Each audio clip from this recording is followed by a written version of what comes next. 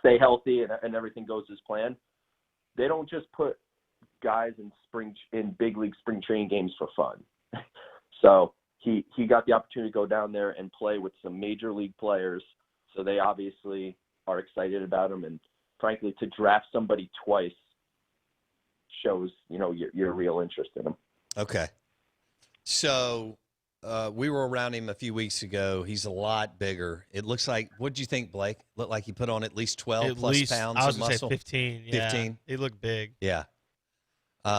It will be interesting if he can generate some more power now that he's even more committed to the weight room. He is Joe DeMayo, SNY TV, New York Mets analyst, our insider, joining us on the Out of Bounds show, ESPN 105.9 The Zone and the Miller Lite guest line. So you wouldn't be surprised if he makes a strong run at this over the next 24 months, Joe? No, I wouldn't be surprised at all. I think it really depends on – so I don't expect there to be a minor league baseball season this year, so that sort of pushes things off a little bit. But I'm interested to see how organizations are going to handle this in 2021 because – there's obviously typically the natural progression. Like you play rookie ball, then you go to A ball, then you go to double A, and, down the line.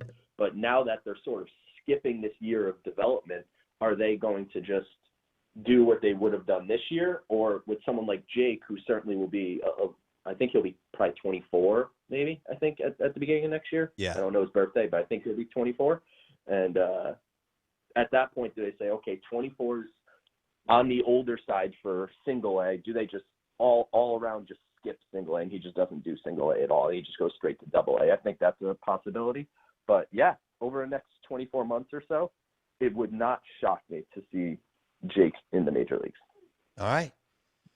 Joe DeMayo on the Out of Bounds show, ESPN 105.9 The Zone. Blake? Yeah, Joe, we've talked a lot about a guy here, obviously, that played with Jake Mangum in JT Ginn, and I know you've probably seen the name since he was in 8th grade or something like that.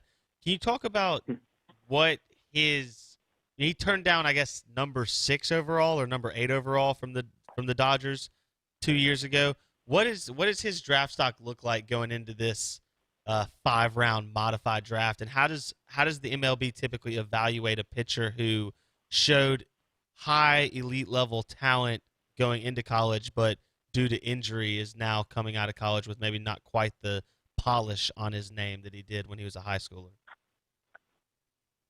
JT Ginn's going to be a very interesting case because he's a draft eligible sophomore, so he has more negotiating room than the average college player tends to have. So as a draft eligible sophomore, he isn't kind of pigeonholed into taking a slot value for a pick. I envision him.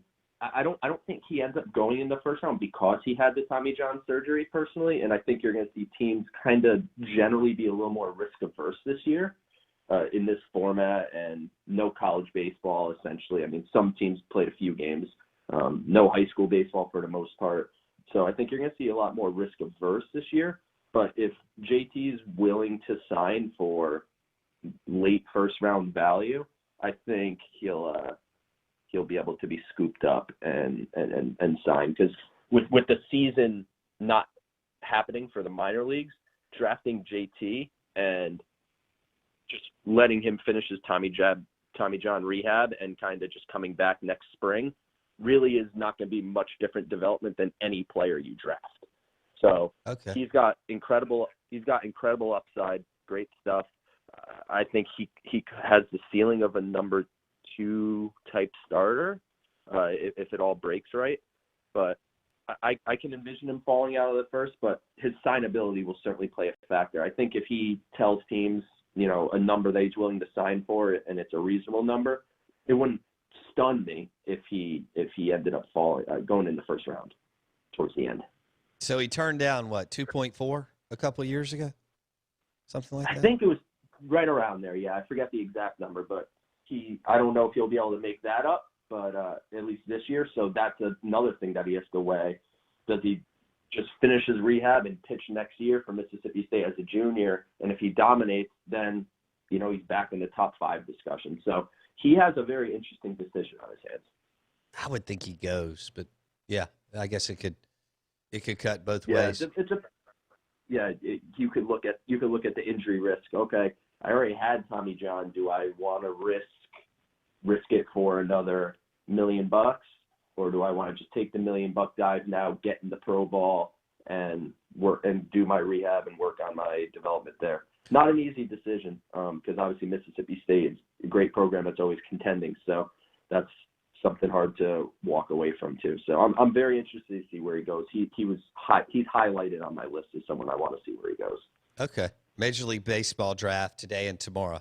First round today, 2 through 5. Tomorrow, we're visiting with Joe DeMayo, SNY TV, New York Mets insider.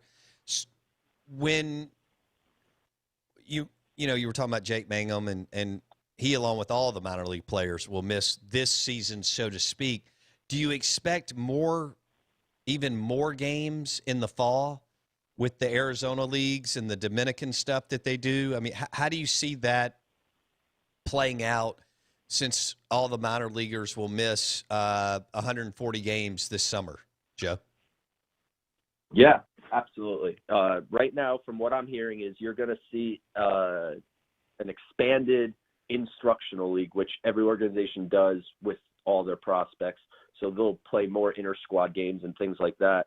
But there's also discussions on an expanded, like you said, Arizona Fall League, and they're also due to coronavirus and everything going on.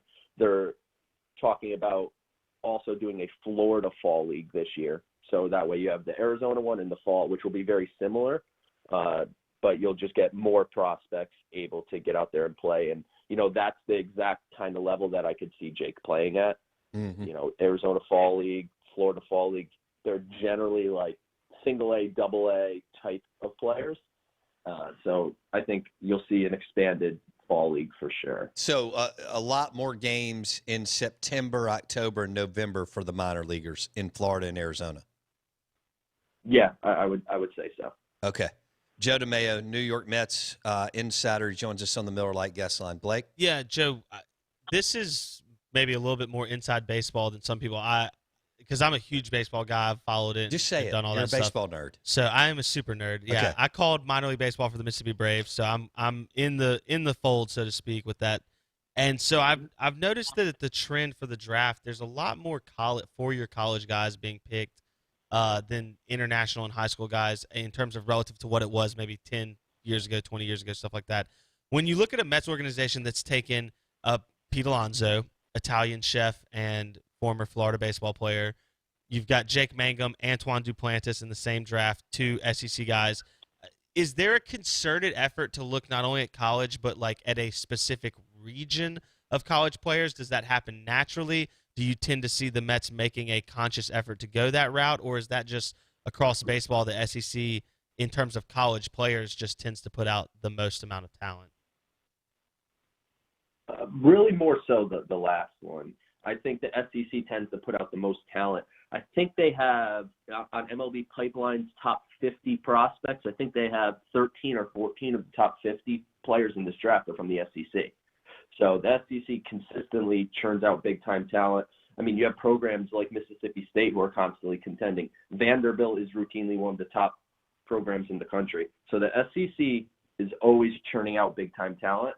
So I think you're seeing more of that. But with a lot of teams generally looking to contend and get cheap talent to the major leagues as quick as possible, going the college route is certainly an easier way, because a high school kid, even the most advanced high school kid, is going to take 2-3 years. So if you get the most advanced one, they're going to be that long. Whereas a lot of some college players, especially the advanced ones, some are in the big leagues in less than a year, some a year to a year and a half. So it's just weighing how quickly do you want to get a minimum salary player up to the big leagues, and how much are you willing to sacrifice upside for that? Because generally speaking, college players are more developed and you know what they are. Mm-hmm. So when they come across, there's not a ton of college players that you're like, wow, he drastically changed from, what he was. So you're kind of getting what you know, and the known quantity is sometimes beneficial. Whereas a high school kid, you go, oh, wow, Nick Bitsko, one of the top high school arms in this year's draft, he's up to 98 right now, but he has some physical maturation to do, and his upside is higher than Garrett Crochet from Tennessee, for example. So it's just weighing that upside versus safety balance. Joe DeMayo, New York Mets insider, SNY, Major League Baseball Draft insider. He joins us on the Miller Lite guest line. What about an Anthony Servideo out of Ole Miss? He played outfield, moved to shortstop. Obviously, the season's cut short. Where do you see him going, Joe? I think he'll go in the 5 rounds. That's for sure. There's no question about that. But I think he's probably more of like a 3rd or 4th rounder realistically. But it also depends on how much he's willing to sign for too, which always it makes what makes MLB Draft so difficult at times is you can go on MLB Pipeline or ESPN or any of those sites and look at different rankings, but you'll see like Servideo, I think, is ranked 110 on MLB Pipeline.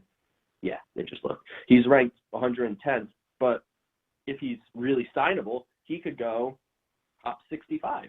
Mm-hmm. But when I look at someone like Servideo, I'm thinking more probably 3rd, 4th round. Okay. Tyler Keenan out of Ole Miss, 3rd baseman, but projected to play first at the next level. Yep, he's projected as more of a first baseman with the bat there, but I think he's going to. It's tough because we're only looking at 160 or so players being drafted in total. I think he ends up probably a 5th rounder, so he'll be right at the edge there. Okay. Out of bounds, ESPN 105 The Zone. Where do you have Blaze Jordan going? I think Blaze Jordan ends up going in the 2nd round. I'm personally not a massive fan of his.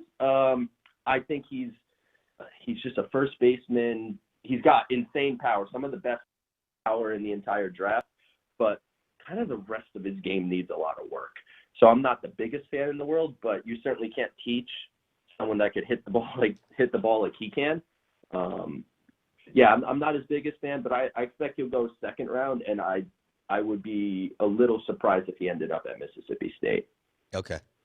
Austin Hendrick, where do you have him projected? That's my guy.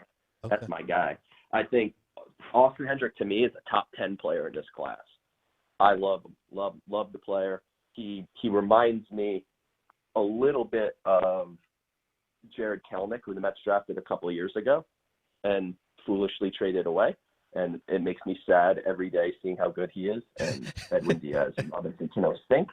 But no, huge Austin Hendrick guy. He's a top 10 player in this class for me, and I have an inkling that if he makes it to 19, the Mets have some interest.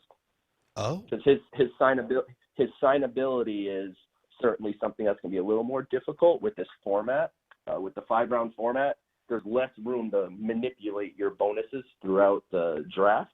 And Hendrick is a high school player who has the ability, kind of like JT Ginn, where he will be able to be a draft-eligible sophomore at Mississippi State. So he has more room to say, all right, if you take me, I'm not signing for your slot value. I need a little over slot. So I think there's a chance he falls to the late teens, early 20s. It's a matter of if he finds a team that's willing to meet his price. But it's not impossible he makes it to Mississippi State. But a player like this, I think MLB teams would be foolish to let him get there. Okay. Joe DeMayo, SNY TV, New York Mets, MLB Draft insider. He joins us on the Miller Lite guest line. Draft today and tomorrow.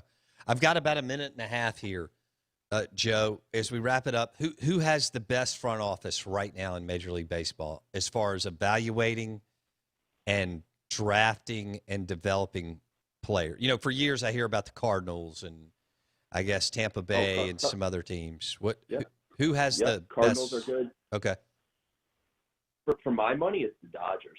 I think, which is crazy because they spend so much money on their big league team too, but they have the willingness to really invest in their amateurs, and you see it. They're constantly coming through. Cody Bellinger, Gavin Lux, Walker Buehler, all those guys coming through. They're willing to spend on their amateur talent, which is key. What I always say is the draft is the most important thing in baseball because it helps the bad teams rebuild and it helps the good teams be able to have a sustained run. Because that's what it comes down to. You have to have these guys that come up and are young, explosive, and most importantly, unfortunately, make league minimum. So if you have guys who make league minimum and are super good, then, you know, it gives you more ability to go spend on to fill the edges there. Dodgers, for my money, are probably number one. Houston's up there. Tampa Bay is up there, like you said. The Cardinals always pull it off, and there's a lot of them. But the Dodgers, for my money, are number one. Nice. All right, we'll leave it there. Real quick, 30 seconds. Yeah. Do you think this thing goes to 20 rounds and Manfred and crew keep it there? Or how does this look after this year? I think the draft will fall somewhere between 10 and 20 rounds. I don't think it'll ever be over 20 again. They eliminated 2 minor league teams per organization, and there's a possibility for more after the next CBA. So I think you're looking at 10 to 20 max going forward. Okay. Joe DeMayo, SNY, New York Mets, MLB Draft Insider. Joe, we enjoyed it, man. Have a great day and enjoy the draft. Awesome. Thank you, guys. Appreciate it. Have a good one. See you, bud. Joe DeMayo, New York Mets Insider on the Out of Bounds Show. Little Jake Mangum and what could play out this afternoon and tomorrow for your Mississippi State Bulldogs and Ole Miss Rebels. The Out of Bounds Show is brought to you by USA Pawn. For all your tools, electronics, and firearms, visit usapawn.com. And their new mega store, I-55 South McDowell Road. Hour number 3 coming up. Steve Robertson will jump on in about 30 minutes.